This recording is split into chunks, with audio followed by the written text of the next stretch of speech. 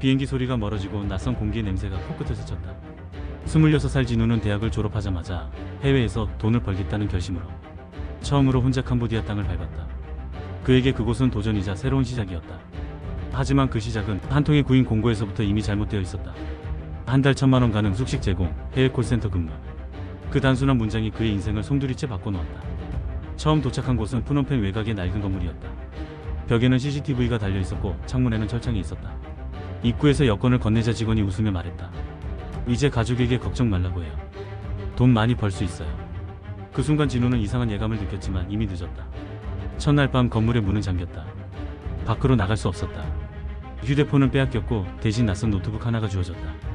그 노트북에는 은행 화면이 띄어져 있었고 그는 자신도 모르게 누군가의 정보를 입력하고 있었다. 그제야 깨달았다. 이곳은 콜센터가 아니라 보이스피싱 조직의 본부였다. 처음엔 도망치고 싶었다. 하지만 조직원들은 감시했고 도망친 사람의 사진이 벽에 붙어 있었다.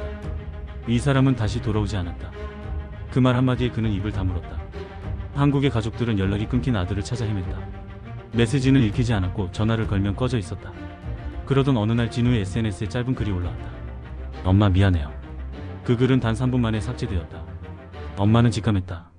무언가 끔찍한 일이 일어나고 있다는 걸. 그녀는 경찰서로 외교부로 언론사로 달려갔다. 하지만 돌아오는 말은 늘 같았다. 현지 협조가 필요합니다. 기다려야 합니다. 기다림은 고통이었고 그녀는 결심했다. 직접 캄보디아로 가겠다고. 혼자 떠난 낯선 나라, 말도 통하지 않았고 정보도 없었다. 그녀는 여행사, 교민, 택시기사에게 묻고 또 물었다. 혹시 이런 건물 보신 적 있나요? 한국 젊은이들이 일하는 곳이래요. 그렇게 하루 이틀 한 달이 지나고 한 현지인이 조심스럽게 말했다. 프놈펜에서 조금 떨어진 곳에 한국 사람 많이 갇혀있는 건물이 있다고 들었어요. 그녀는 즉시 그곳으로 향했다. 도로 끝자락 회색벽의 3층 건물. 창문마다 커튼이 쳐져 있었다. 밤이 되자 안에서 희미한 불빛이 새어나왔다.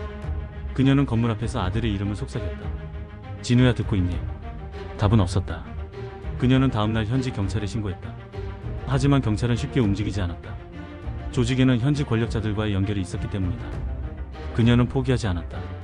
SNS에 사연을 올리고 기자들에게 메일을 보냈다. 캄보디아에 감금된 제 아들을 찾아주세요. 그 글이 퍼져나가면서 국내 언론이 움직였고 결국 대사관이 나섰다. 94일째 되는 날 현지 경찰이 그 건물을 급습했다. 어두운 복도 끝 철문 뒤에 수십 명의 청년들이 있었다. 그중 한 명 눈 밑에 깊은 그늘이 진 얼굴이 그녀를 바라보았다. 진우였다. 그는 말랐고 눈은 퀭했지만 그녀를 보자마자 무릎을 꿇었다. 그녀는 아무 말 없이 아들을 안았다. 긴 침묵 끝에 그녀는 그저 한마디만 속삭였다. 이제 괜찮아. 진우는 구출 후 한국으로 돌아왔다.